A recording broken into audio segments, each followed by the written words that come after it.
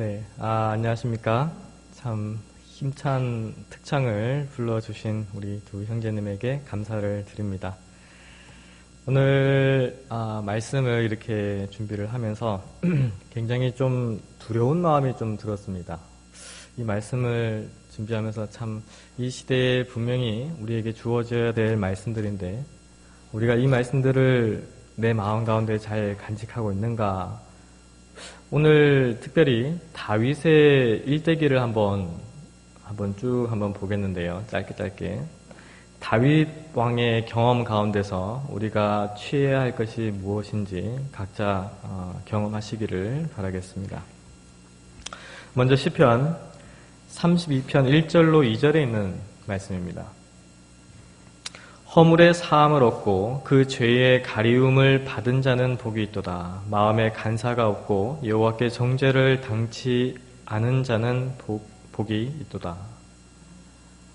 다윗 왕의 시입니다.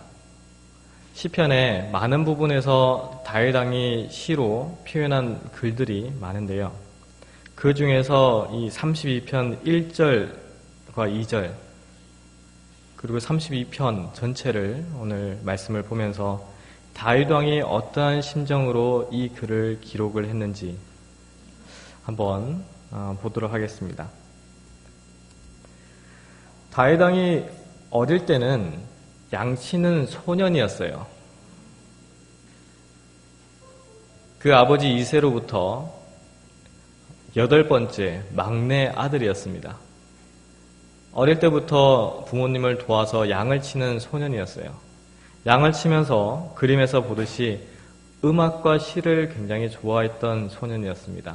그래서 하프를 이렇게 치면서 하나님을 찬양하고 시를 읊으면서 그 시간들을 보내고 그러한 소년이었어요. 다윗의 이름의 뜻은 사랑받는 자다라는 뜻입니다. 사랑받는 자. 아브라함의 14대 손이고요. 유다 지파 이새의 8번째 아들로서 베들레헴에서 출생한 사람입니다. 그리고 아시다시피 이스라엘의 2번째 왕이 되죠. 그리고 나라를 잘 다스리고 하나님을 섬기면서 하나님께 내 마음에 합한 사람이다라는 칭찬까지 듣는 인물이었습니다.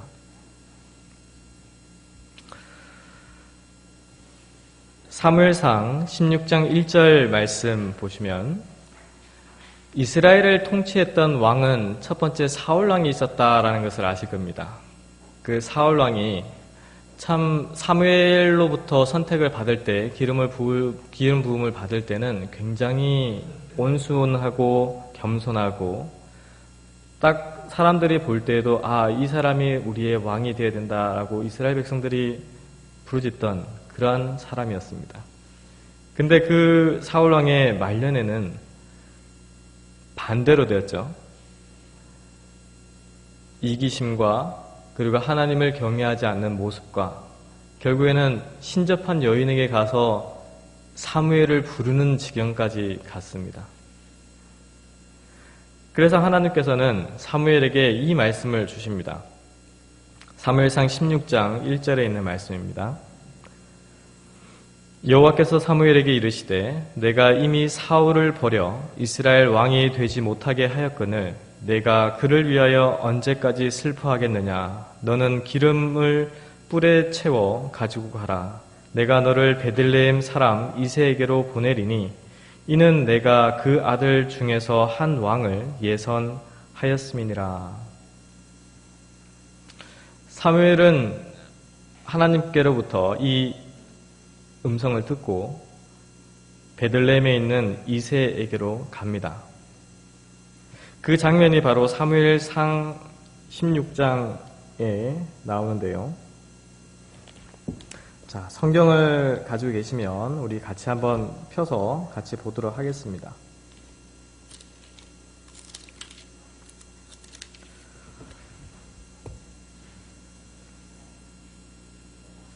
16장 4절 말씀입니다. 사무엘이 여호와의 말씀대로 행하여 베들레헴에 이르매 성읍 장로들이 떨며 그를 영접하여 가로되 평강을 위하여 오시나이까.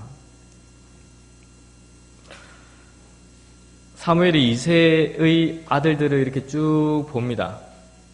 쭉 보다가 처음에 마음에 들었던 아들이 있었어요. 처음에 보자마자 탁 마음에 들었던 아들. 누굽니까? 6절 말씀입니다. 그들이 오매 사무엘이 엘리압을 보고 마음에 이르기를 여호와의 기름 부으실 자가 과연 그 앞에 있도다 하였더니, 자, 엘리압, 이새의 아들 가운데 엘리압을 보고 너무나 흡족했어요. 자, 이 사람이 하나님의 기름 부음을 받을 자구나. 기름 부음을 받을 만한 인물이다 라고 생각을 했습니다. 그렇지만 하나님의 선택은 엘리압이었습니까? 아니었어요. 바로 16장 12절에 있는 말씀, 바로 이 인물이었습니다. 이에 보내어 그를 데려오매 그의 빛이 붉고 눈이 빼어나고 얼굴이 아름답더라. 여호와께서 가라사대 이가 그니 일어나 기름을 부으라. 그 자리에 없던 이새의 8번째 아들, 양치는 소년 다윗이었습니다. 그의 얼굴은 붉은 빛을 띠었어요. 홍조를 띠는 정말 어린 소년이었습니다. 그런 소년을 하나님께서 선택하셨다라고 말씀을 주셨어요. 자, 그런 사무엘의 기름을 부음을 받고 어떤 일이 있었습니까? 사무엘상 17장 1절로 2절에 보니 한 전쟁이 일어났습니다. 전쟁. 그 전쟁 모습이 성경에 기록이 되어 있는데요. 블레셋 사람들이 그 군대를 모으고 싸우고자 하여 유다에 속한 소고에 모여 소고와 아세가 사이의 에베스담민에 진침해 사울과 이스라엘 사람들이 모여서 엘라 골짜기에 진치고 블레셋 사람을 대항하여 항우를 벌였으니, 블레셋 군대와 이스라엘 군대가 전쟁이 일어났습니다. 골짜기를 사이에 두고 이쪽 진영과 저쪽 진영이 서로 대치하고 있는 상황이었어요. 참 이스라엘 백성으로서는 블레셋 사람들이 너무나 무서운 존재들이었습니다. 굉장히 무섭게 생기기도 했고 체구도 컸으며 그 군대가 두려운 존재였어요. 그래서 선뜻 그 승리를 가지지 못하는 상황에서 다윗은 어떠한 형편에 있었나요? 다윗도 그 전쟁에 참여를 했나요? 아니에요. 다윗은 어린 소년이었기 때문에 그 전쟁에 참여하지 못했었습니다. 그 형들이 참여를 했었어요. 근데 그 형 3명이 그 전쟁에 참여함을 알고 그 아버지 이새의 마음은 굉장히 두렵고 불안했습니다. 내 아들들이 아직 살아있는지, 건강한지, 잘 지내고 있는지 두려웠어요. 그래서 그 다윗에게 뭐라고 얘기를 합니까? 사무엘상 17장 17절로 18절에 있는 말씀입니다. 이새가 그 아들 다윗에게 이르되 내 형들을 위하여 이 볶음곡식 한 에바와 이 떡 10덩이를 가지고 진으로 속히 가서 내 형들에게 주고 이 치즈 10덩이를 가져다가 그들의 천부장에게 주고 내 형들의 안부를 살피고 증표를 가져오라. 아버지로부터 이 명령을 듣게 됩니다. 다윗은. 그래서 이 사명을 가지고 그 전쟁 속으로 들어가요. 형들을 보기 위해서. 근데 그 전쟁 통해서 무슨 소리를 자꾸 듣습니까? 아침 저녁으로 어떤 한 사람이 나타나서, 블레셋 장군이 나타나서 이스라엘 군대를 조롱하는 소리를 들어요. 사무엘상 17장 4절에 있는 말씀입니다. 블레셋 사람의 진에서 사움을 도두는 자가 왔는데 그 이름은 골리앗이요 가드 사람이라. 그 신장은 6규빗 한 뼘이요. 골리앗이라는 장군에 대해서 얘기를 많이 들으셨을 겁니다. 이 골리앗이라는 가드 사람이 아침 저녁으로 이스라엘 군대를 향하여 조롱을 합니다. 근데 굉장히 덩치가 큰 사람이었어요. 6규빗 한 뼘이면은 오늘날 몇 센치 정도 되는지 아십니까? 골리앗이 어느 정도의 덩치를 가졌을까요? 저 뒤에 재성이 형제가 있는데요. 재성이 형제 키가 한 1m 75 정도 될 거예요. 1m 75. 80, 1m 80, 죄송합니다. 1m 80, 네. 1m 80 되죠. 네. 골리앗은 거기에 한 1m 20을 더 붙여야 됩니다. 3m 가까이 되는 크기였다라고 합니다. 3m. 그러니까 쉽게 설명해서 재성이 형제가 한 2명 정도 이렇게 붙어 있는 상태다라고 보시면 돼요. 굉장히 크죠? 네, 굉장히 두려운 존재였습니다. 근데 그 음성을 어린 소년 다윗이 그 음성을 들었을 때 그의 마음 가운데 너무나 화가 났어요. 이 하나님을 알지 못하는 이 사람이 어떻게 하나님의 군대를 이렇게 욕할 수 있느냐? 아니, 이 욕하는 소리를 듣고 어떻게 가만히 있을 수 있느냐? 그래서 뭐라 합니까? 사무엘상 17장 26절 말씀에 다윗이 곁에 섰는 사람들에게 말하여 가로되 이 블레셋 사람을 죽여 이스라엘의 치욕을 제하는 사람에게는 어떠한 대우를 하겠느냐? 이 할례 없는 블레셋 사람이 누구간데 사시는 하나님의 군대를 모욕하겠느냐? 참 어린 조그마한 소년이 굉장히 용감했어요. 큰 형들도 그 소리를 들으면서 울분이 났지만은 입으로 말을 못했습니다. 왜요? 그 골리앗 장군이 너무 두려웠기 때문에. 그렇지만 다윗은 뭡니까? 그 소리를 듣자마자 어떻게 할례 없는 블레셋 사람이 누구간데 이 사람이 할례 받지도 못한 사람인데 하나님의 선택받은 사람도 아닌데 어떻게 하나님의 선택받은 하나님의 군대를 모욕하는가? 그거예요. 그래서 이 음성이, 이 소리가 누구의 귀에까지 들어갑니까? 사울 왕에까지 들어가요. 그래서 이 그림처럼 골리앗과 다윗의 싸움이 시작이 되죠. 이 골리앗이 다윗을 봤을 때 어떤 생각이 들었을까요?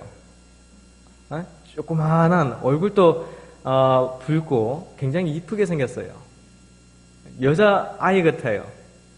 그런 사람이 나하고 1대1로 싸우겠다고 딱 나오는 모습을 보고 참 어떤 마음이 들었을까요? 골리앗 장군이. 참 이게 뭐 장난하는 것도 아니고 어떻게 이스라엘에서는 보낼 사람이 없어서 이런 어린아이를 나하고 붙이려고 보냈는가? 증오감을 가졌어요. 그래서 어떻게 했습니까? 원래는 그 골리앗 장군이기 때문에 그 장군 앞을 이렇게 보호하는 방패병들이 있어요. 그 방패병들도 다 그냥 제하고 그리고 너무나 화가 났기 때문에 어떻게 합니까? 그냥 이 투구도 그냥 벗어 던지고 그냥 나오는 거예요. 왜 그랬죠? 어떤 말을 들었기 때문에 그렇습니까? 바로 이 말 들었기 때문이에요.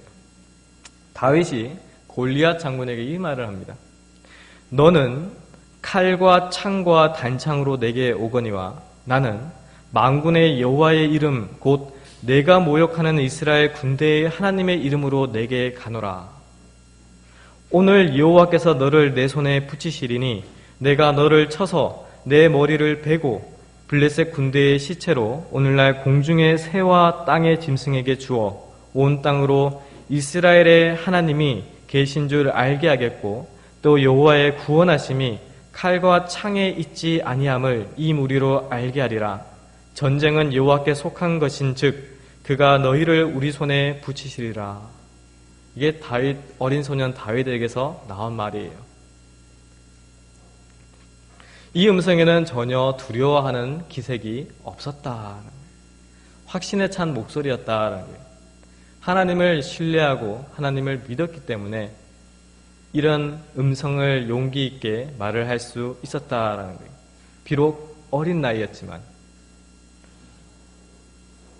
이 음성이 골리앗에게 들렸을 때 골리앗은 투구를 뒤로 밀어제치며 그 조그마한 아이를 단칼에 죽이려고 뛰어나오게 됩니다.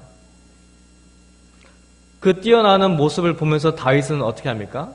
그 순간 빨리 달리며 골리앗을 향해서 손을 주머니에 넣어 돌을 취하여 물매를 던져서 블레셋 사람의 이마를 치매 돌이 그 이마에 박히니 땅에 엎어지니라. 단명해버려요. 단명. 돌 하나에. 바로 이것이 골리앗과 다윗의 전투입니다. 자, 이러한 전투를 통해서 다윗은 사울왕 곁에서 신하로서 지내게 되고 그러한 기록들을, 역사들을 통해서 여러 가지 일들이 또 있었어요. 그러한 어려움과 힘듦과 고난과 시련을 통과해서 다윗이 뭐가 됩니까? 어떠한 지위를 얻게 되죠? 왕의 지위를 얻게 됩니다. 바로 그것이 사무엘하 5장 5절에 그 기록이 나와 있습니다. 헤브론에서 7년 6개월 동안 유다를 다스렸고 예루살렘에서 33년 동안 온 이스라엘과 유다를 다스렸더라. 굉장히 긴 시간이에요. 총 한 40년 가량을 통치를 합니다. 왕으로서. 하나님의 축복을 굉장히 많이 받은 인물이었습니다. 그리고 그가 통치하는 기간 동안 그 주위에 있는 강대국들을 하나씩 정복하게 됩니다. 첫째는 블레셋이었고요. 둘째는 암몬과 아람 군대였습니다. 이 암몬과 아람의 전쟁에 있어서 이 부조와 선지자 718페이지에 그 모습이 이렇게 묘사가 되는데요. 암몬 사람과의 전쟁을 종결짓기 전에 다윗은 군대의 지휘권을 요압에게 맡기고 예루살렘에 돌아왔다. 아람 사람들은 이미 이스라엘에게 항복했고 암몬 사람을 완전히 정복하는 일도 분명한 것처럼 보였다. 다윗은 승리의 성과와 그의 지혜롭고 유능한 통치에 대한 존경에 둘러싸여 있었다. 모든 것이 참 태평하고 성대하고 강건해졌어요. 하나님께서 복에 복을 더해 주셨기 때문에 그 이스라엘 나라에는 더 이상 어려움이 없었어요. 근데 이러한 순간에 그 이스라엘을 통치하는 다윗의 마음에 어떠한 일이 일어났습니까? 유혹하는 자가 다윗의 마음을 점령할 기회를 포착한 것은 그가 안일하고 방심하고 있던 이때였다. 모든 것이 다 잘 될 때예요. 평안하다, 안전하다 할 때였어요. 두려울 것이 없다 할 때였어요. 그럴 때 예루살렘으로 돌아온 다윗 왕 앞에 어떠한 일이 일어납니까? 바로 사무엘하 11장 2절이에요. 저녁 때에 다윗이 그 침상에 일어나 왕궁 지붕 위에서 거닐다가 그곳에서 보니 한 여인이 목욕을 하는데 심히 아름다워 보이는지라. 예루살렘에 들어와서 이제 피곤한 몸을 쉬면서 그 지붕을 거닐고 있을 때 한 모습을 봅니다. 한 여인을 봐요. 그 여인이 이렇게 옥상에서 목욕을 하는 모습을 봅니다. 그 여인이 심히 아름다워 보였어요. 참 내 마음이 적적한 마음인데 그 여인이 너무나 아름답다라고 생각했습니다. 그 당시 이스라엘 백성들 사이에는 부인을 둘 때 한 명이 아니었어요. 특히 권력을 가지고 있는 왕이나 어떤 귀족이나 그러한 문화가 바로 그러니까 부인을 2명, 3명 이렇게 둘 수 있는 그러한 문화였던 것 같습니다. 다윗 왕은 벌써 2명의 아내를 가지고 있었어요. 그렇지만 이 왕의 권세를 가지고 이 다른 여인을 또 봤을 때 어떻습니까? 그 마음에 그게 유혹이 굉장히 된 겁니다. 그래서 사무엘하 11장 4절로 5절에 다윗이 사자를 보내어 저를 자기에게로 데려오게 하고 저가 그 부정함을 깨끗게 하였으므로 더불어 동침하매 저가 자기 집으로 돌아가니라. 여인이 잉태하매 보내어 다윗에게 고하여 가로되 내가 잉태하였나이다 하니라. 우리아의 아내 밧세바, 이 여인을 취했어요. 그 취하는 것도 굉장히 두려운 죄를 범하면서 취하게 됩니다. 간음죄를 범하면서 취하게 돼요. 그리고 이 여인이 잉태하게 됩니다. 임신하게 돼요.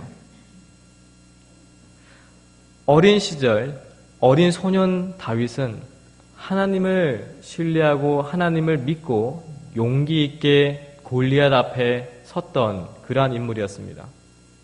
근데 장성한 다윗, 모든 것이 태평하고 안정되고 하나님의 복 가운데 있을 때에 평안하다 할 때에 어떤 일이 났습니까? 그에게 이렇게 두려운 죄를 범하게 되는 일이 일어납니다. 예언의 말씀을 보면 다윗은 그의 초기 생애의 온갖 위험 중에서 양심적으로 성실하게 그의 사정을 하나님께 맡길 수 있었다. 여호와의 손길이 그를 인도하여 그의 발길에 놓였던 무수한 올무를 완전히 지나가게 하셨다.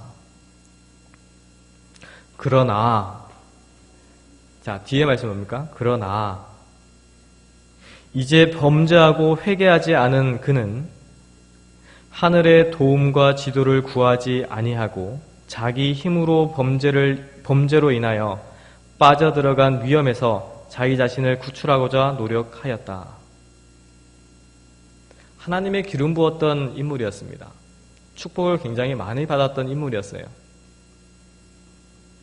근데 그가 범죄했을 때의 모습은 어떻습니까? 그가 하나님을 잊어버리고 하나님을 신뢰하지 않고 하나님 앞에 범죄했을 때의 모습이 어떻나요? 자기의 힘으로, 자기의 노력으로 그 죄로부터 자기를 구출하려고 발버둥 치는 모습을 볼 수가 있습니다. 이게 바로 인간의 모습이에요. 인간의 모습이에요. 자, 어떻게 다윗 왕이 그 죄를 덮기 위해서 어떻게 했는지 한번 말씀을 통해서 볼까요?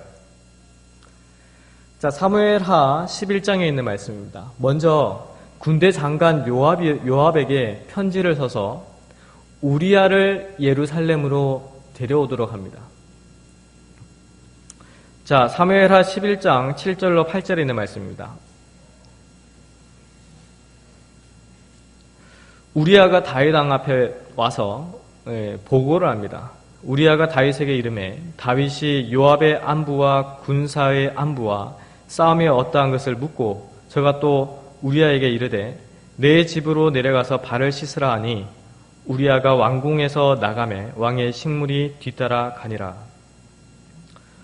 처음에는 어떠한 전쟁 상황이 어떠한지 그 보고를 듣고 서로 간에 얘기하는 시간을 꾸몄어요. 다윗 왕이. 그 뒤에 그 목적이 뭐였습니까?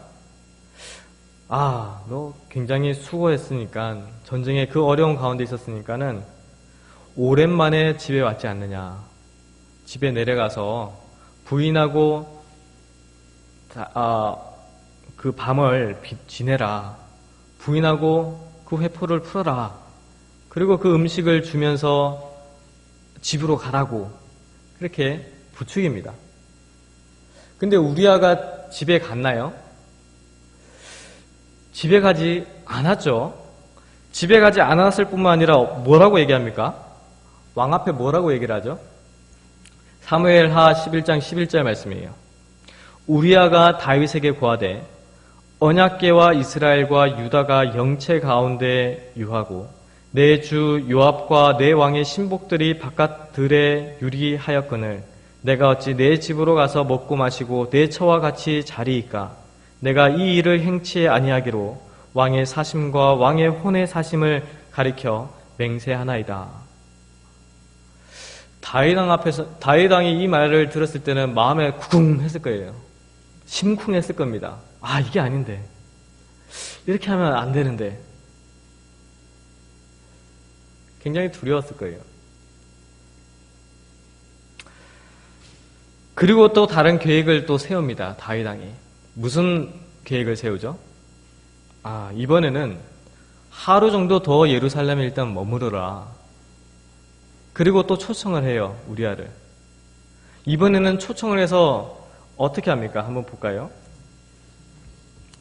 다윗이 저를 불러서 저로 그 앞에서 먹고 마시고 취하게 하니 이제는 음식을 대접하고 음식으로 이렇게 상을 주는 것이 아니라 취하게 만들어요. 네. 취하게 만들어서 저녁 때에 저가 나가서 그 우리아의 아내 밧세바에게 같이 잠을 청하기를 다윗 왕은 계획을 세웁니다. 근데 그 계획이 어떻게 됐나요? 또 실패로 돌아갔어요.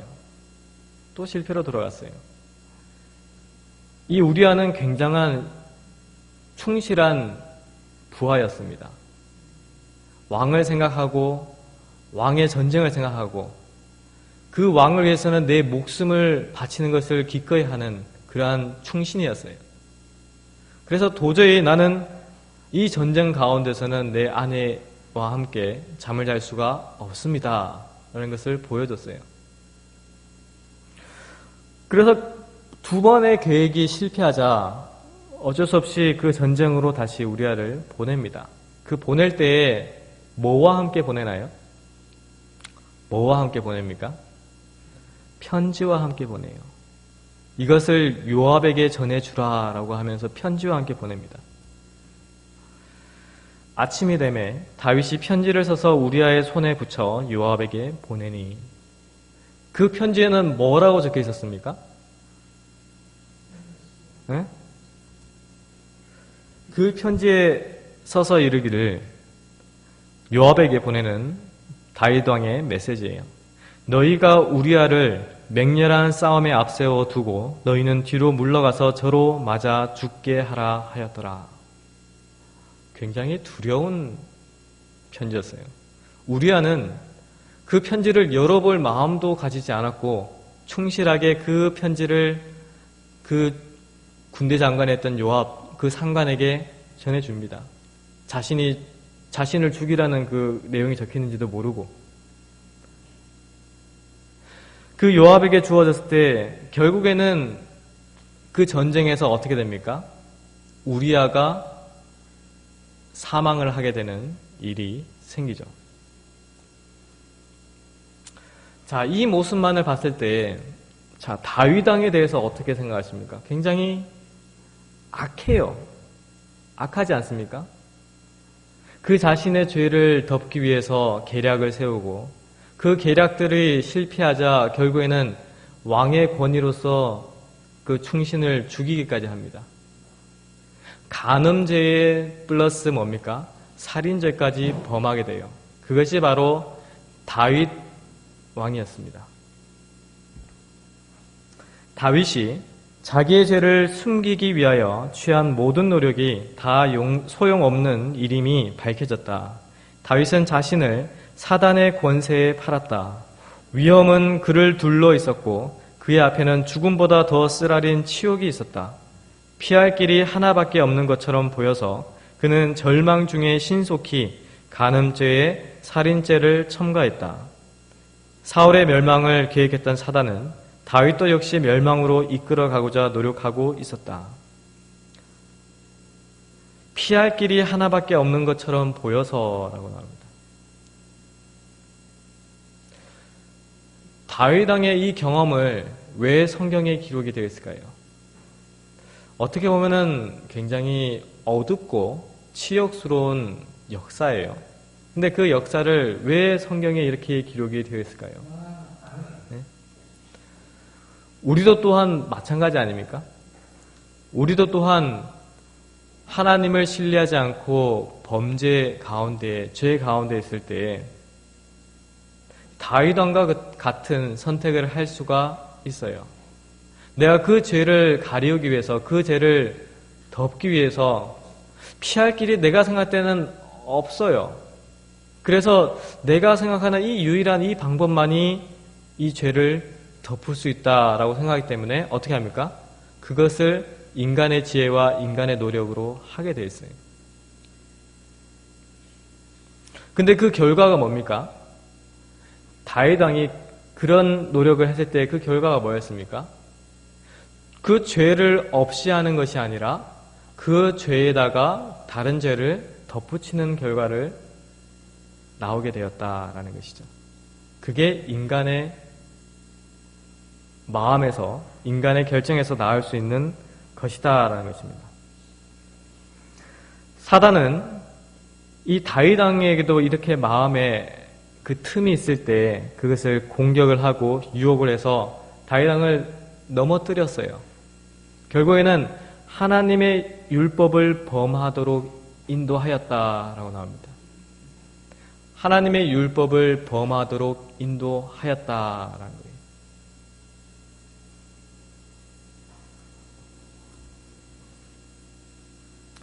왜 이러한 길에 다윗이 들어가게 되었는가? 왜 이렇게 범죄의 죄의 늪에 하나님의 율법을 범하는 그러한 무서운 죄의 결과에 들어가게 되었는가? 무엇 때문이라고 예언의 신에 나옵니까? 다윗에게 범죄할 수 있는 길을 열어준 것은 자신을 의뢰하는 정신과 자기를 높이는 정신이었다. 바로 자신을 의뢰하고 자신을 높이는 정신이 다윗 왕 마음 가운데 있었기 때문에 그것이 사단에게는 틈이었어요. 그것이 그 틈으로 말미암아 다윗은 정말 돌이킬 수 없는 그러한 죄들을 범하게 됩니다.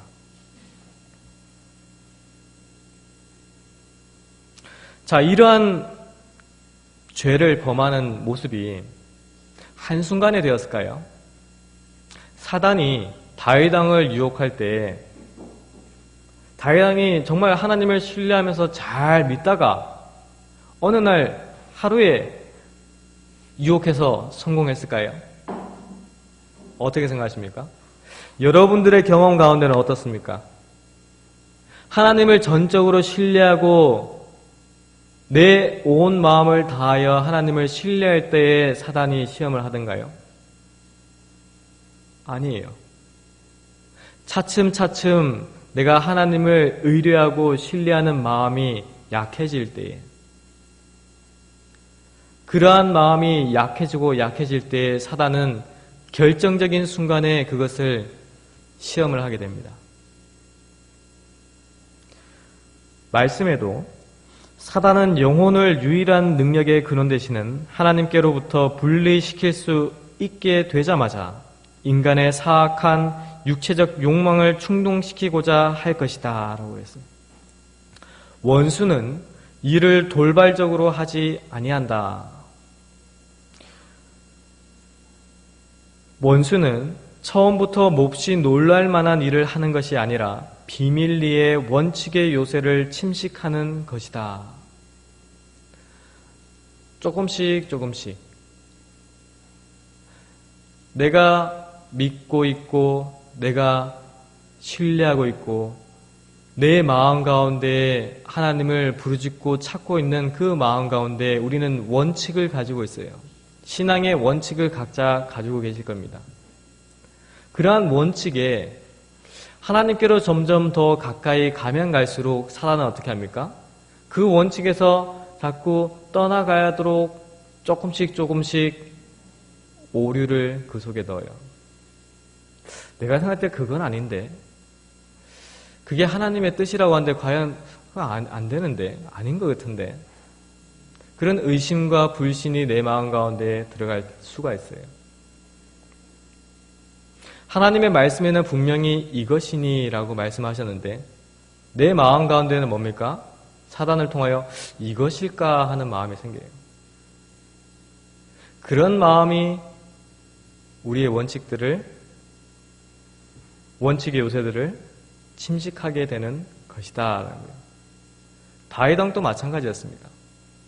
하나님을 믿는 신앙 가운데에 확실한 원칙이 있었어요.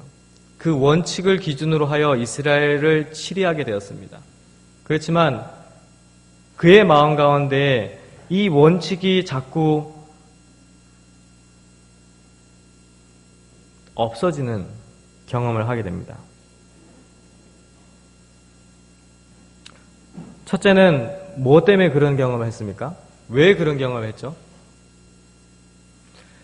그 이스라엘 백성, 이스라엘 나라 주위에 이방신을 섬기는 나라들을 하나님께서는 다 멸하라라고 명령하셨지만 멸하지 않은 나라가 있었어요.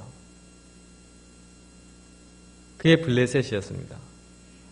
그러한 나라들을 통해서 이방신을 섬기는 문화와 그러한 풍습들이 다윗 왕의 마음 가운데에 들어가게 되었어요. 그런 세상적인 풍속과 행습을 따르는 경향이 다윗 왕에게도 그 영향을 끼쳤다라는 것입니다. 그러할 때에 다윗이 결정적으로 이러한 하나님 보시기에 악하다라고 하는 범죄를 짓게 됩니다. 하나님께서는 이 다윗 왕의 행적을 보시면서 더 이상 기다리실 수가 없었어요. 이 다윗 왕의 범죄를 가만히 두면은 하나님께서 선택하신 그 이스라엘 나라가 멸망당할 수밖에 없음을 보시고 이 왕을 다시금 돌이키기 위해서 한 선지자를 부르십니다. 그것이 바로 선지자 나단이에요. 선지자 나단을 통해서 다윗에게 책망의 기별을 전하게 되죠. 자, 나단 선지자가 하나님께로부터 이러한 말씀을 들었을 때 그의 마음 가운데도 두려운 마음이 있었을 거예요. 한 나라의 왕을 책망하기 위해서 앞에 나간다. 굉장한 용기가 필요합니다. 그래서 어떻게 하면 이 왕의 마음을 돌이킬 수 있을까? 그 자신도 굉장히 고민을 많이 했을 거예요. 그 가운데 하나님께서 지혜를 주신 것이 바로 비유입니다. 비유. 그래서 나단이 다윗 왕 앞에서 이 얘기를 하죠. 한 성에 두 사람이 있는데 하나는 부하고 하나는 가난하니 그 부한 자는 양과 소가 심이 많으나 가난한 자는 아무것도 없고 자기가 가서 기르는 작은 암양 새끼는 저와 저의 자식과 함께 있어 자라며 저의 먹는 것을 먹으며 저의 잔에서 마시며 저의 품에 누움으로 저에게는 딸처럼 되었거늘 어떤 행인이 그 부자에게 오매 부자가 자기의 양과 소를 아껴 자기에게 온 행인을 위하여 잡지 아니하고 가난한 사람의 양 새끼를 빼앗아다가 자기에게 온 사람을 위하여 잡았나이다. 이 얘기를 들으니까 다윗 왕의 마음 가운데 뭐가 생깁니까? 화가 생겨요. 아니 어떤 그런 사람이 있냐고. 내가 그 사람을 보면은 죽이겠다고. 그런 얘기까지 해요. 아니 어떻게 이런 일이 있냐고. 그래서 왕이 분노하여서 뭐라 그럽니까? 여호와의 사심을 가리켜 맹세하노니 이 일을 행한 사람은 마땅히 죽을 자라. 저가 불쌍히 여기지 않고 이 일을 행하였으니 그 양 새끼를 4배나 갚아주어야 하리라. 고 부르짖었어요. 화가 나서 부르짖었습니다. 그 찰나에 선지자 나단이 뭐라 그럽니까? 자, 사무엘하 11장 한번 말씀을 볼까요? 자, 사무엘하 11장.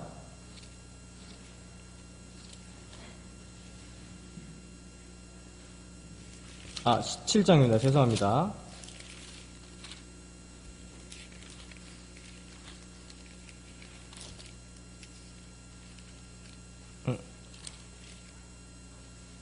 네.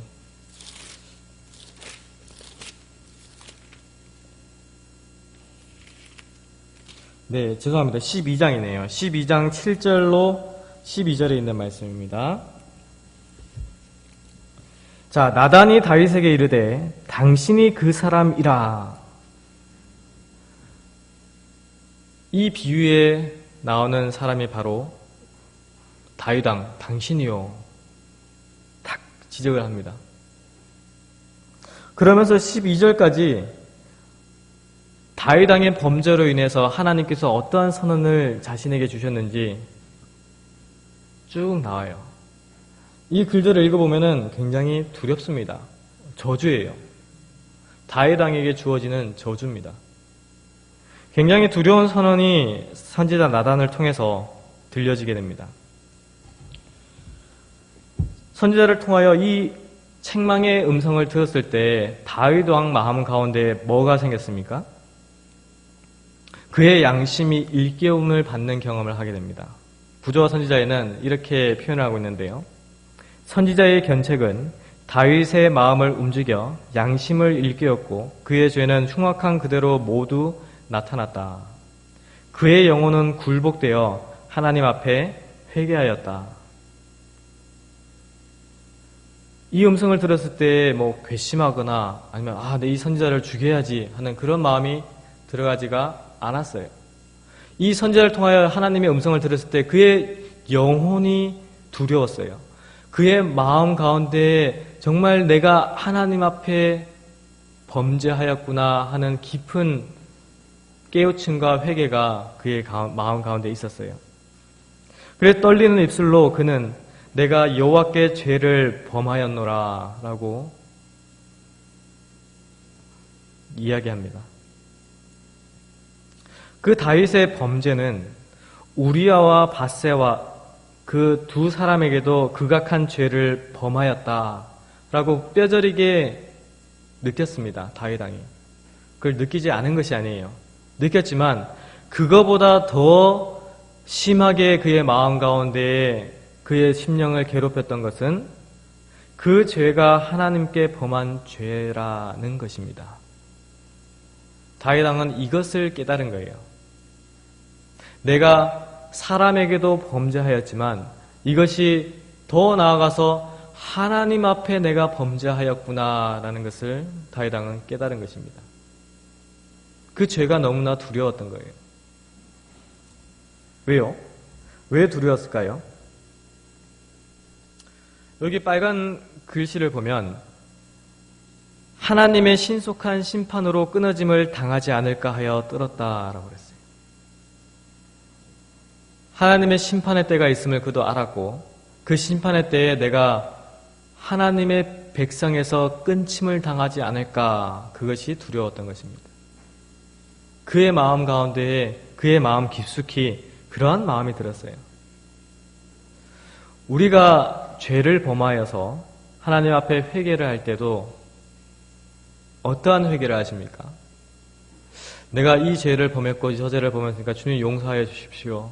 내가 이 사람한테 범죄를 했으니까 주님 용서해 주십시오. 그냥 단순한 회개에서 끝나십니까? 다윗 왕의 회개는 그러한 단순한 회개가 아니었다라는 것입니다. 그 죄가 누구 앞에 지은 죄라고 느꼈나요?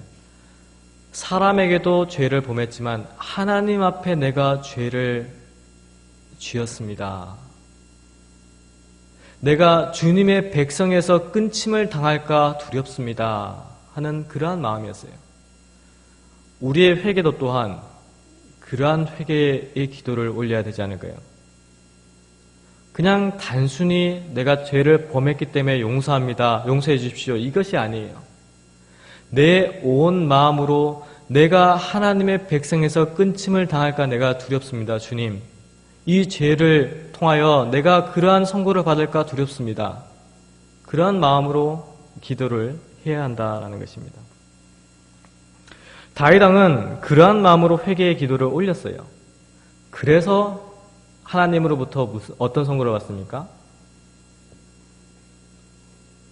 내 마음에 합한 자다라는 선고를 받게 되는 거예요. 왜요? 그가 범죄하였지만 그 범죄에서 진실된 깊은 회개를 하였기 때문에 그 회개를 하나님께서 그 음성을 들으시고 그 말씀을 해 주신 거예요. 그렇지만 다윗 왕의 범죄로 인해서 어떠한 일이 일어났습니까? 공의는 유지되어야 하였다. 하나님께서 선고하신 그 선고는 실행이 되었어요. 우리아하고 동침함으로 말미암아 얻었던 그 아들은 어떻게 됐습니까? 죽임을 당했어요. 굉장히 그 마음, 다윗 왕의 마음 가운데 굉장히 슬펐다라고 기록이 되어 있습니다. 굉장히 괴로웠을 거예요. 내 자녀가 죽는다라는 그 경험은 굉장히 두려운 경험이고 무서운 경험이었을 겁니다.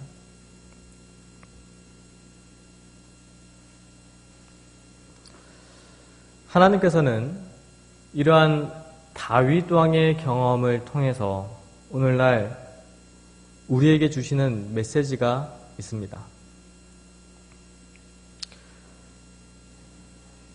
하나님께서는 다윗의 범죄의 역사를 비록 당신으로부터 크게 축복과 은총을 받은 자들이라 할지라도 안전하다고 느끼고 깨어있어 기도하기를 게을리해서는 안 된다는 경고로 삼고자 하셨다. 우리가 자칫 잘못하면 그러한 자만이나 어떤 자기의 생각에 빠질 수가 있어요. 우리 교회가 남은 교회입니다. 마지막 기별을 가지고 있는 교회입니다. 남은 백성들입니다.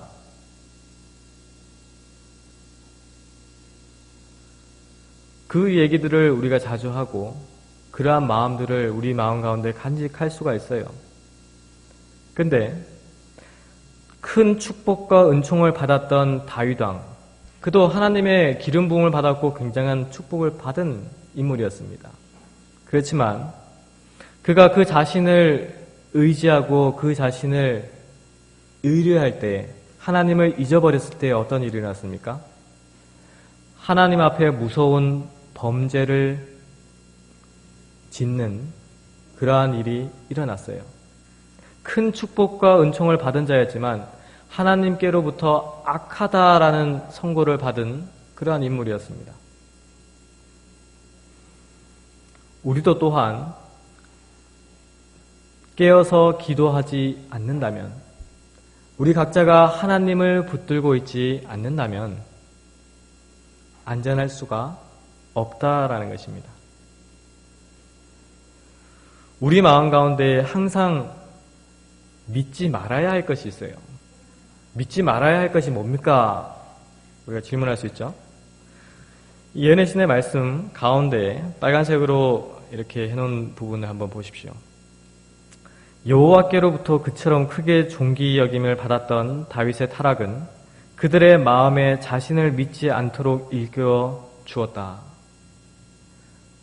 우리 자신이 믿지 말아야 할 것은 바로 내 자신이에요. 내 자신이 이렇다 저렇다, 내가 구원 받았다, 성령 받았다, 믿음이 있다 없다, 의롭다 거룩하다, 내 마음 가운데서 이러한 음성이 들리고 내 마음 가운데서 이러한 행동을 하려고 그러고 내 주위에서 이러한 행동을 보기를 원하고, 항상 하나님을 진실로 따르는 자들은 어떠한 자들입니까? 온유와 겸손으로 꼴지어진 자들이에요. 그들은 입술로 내가 그리스도임을, 내가 의인임을 주장하지 않는다 그랬어요. 그들의 생애로서 증거한다라는 말씀을 우리는 알 수가 있습니다. 다윗 왕의 경험을 통하여 그가 그 자신을 믿었을 때, 하나님을 믿지 않고 자신을 신뢰했을 때 이렇게 무너짐을 우리는 성경의 역사를 통하여 봤습니다. 근데 그가 어떻게 하나님 앞에 합당한 자가 되었는가? 그의 죄를 진실로 하나님 앞에 내가 범죄하였음을 깨닫고 선지자를 통하여 그 음성을 들었을 때 즉시로 하나님 앞에 무릎을 꿇고 기도를 올렸다라는 것입니다. 그의 마음의 음성으로 마음 깊숙이 회개하고 하나님 앞에 돌이켰다라는 것입니다. 그럴 때에 그러한 경험 가운데서 다윗 왕이 바로 시편에 있는 글을 기록을 하게 됩니다. 먼저 시편 32편 1절로 4절에 있는 말씀인데요. 허물의 사함을 얻고 그 죄의 가리움을 받은 자는 복이 있도다. 마음에 간사가 없고 여호와께 정죄를 당치 않은 자는 복이 있도다. 내가 토설치 아니할 때에 종일 신음함으로 내 뼈가 쇠하였도다. 주의 손이 주야로 나를 누르시오니 내 진액이 화하여 여름 가물에 마름같이 되었나이다. 그의 범죄로 인해서 그의 마음 가운데는 굉장히 아픔이 있었어요. 내가 주님 앞에 범죄하였기 때문에 내가 이러한 고통을 당하는구나. 내 뼈가 쇠하는 경험을 하는구나. 그 경험을 다윗 왕은 했습니다. 그래서 그것을 시로써 기록을 남겼어요. 그리고 또한 어떤 경험을 합니까? 같은 장 5절로 7절에 있는 말씀입니다. 내가 이르기를 내 허물을 여호와께 자복하리라 하고 주께 내 죄를 아뢰고 내 죄악을 숨기지 아니하였더니 곧 주께서 내 죄의 악을 사하였나이다. 이로 인하여 무릇 경건한 자는 주를 만날 기회를 타서 주께 기도할지라 진실로 홍수가 범람할지라도 저에게 미치지 못하리이다. 주는 나의 은신처이오니 환난에서 나를 보호하시고 구원의 노래를 나를 애우시리라. 이 두 가지 경험을 다윗 왕은 했다라는 거지. 그 죄에 짓눌려서 뼈가 쇠하는 경험을 또한 했고요.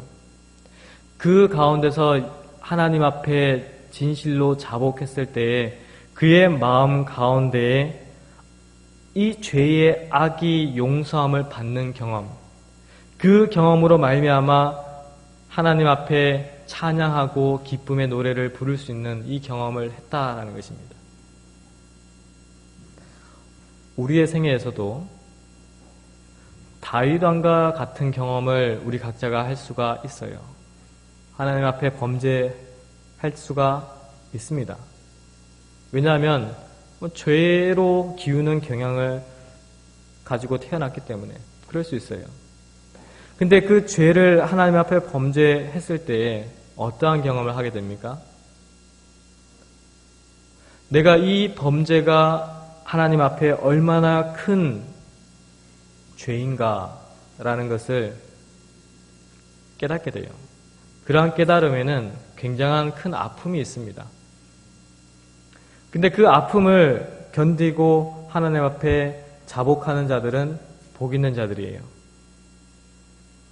그러한 자복과 회개를 통하여 하나님 앞에 나아갈 때 우리는 진실로 남은 자손들이 될 것입니다.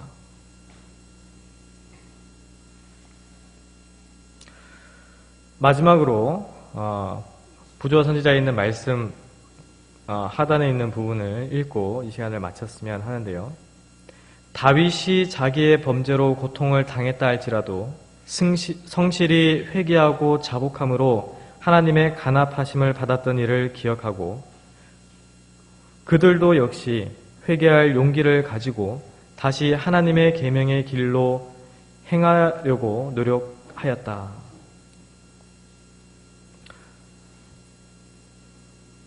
회개, 말 그대로 하나님께로 돌아가는 경험, 죄로부터 하나님에게로 다시 돌아가는 경험을 하시기를 개인적으로 기도를 드립니다.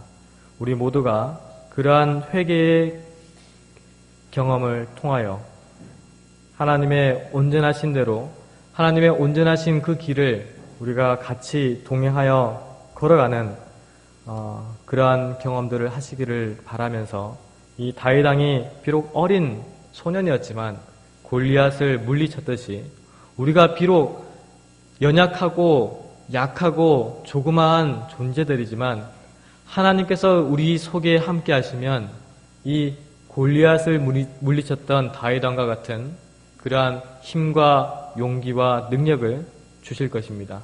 그러한 능력으로 말미암아 예수님의 오심을 우리가 기다리는 모든 성도님들 되시기를 바라면서 이 시간 말씀을 마치도록 하겠습니다.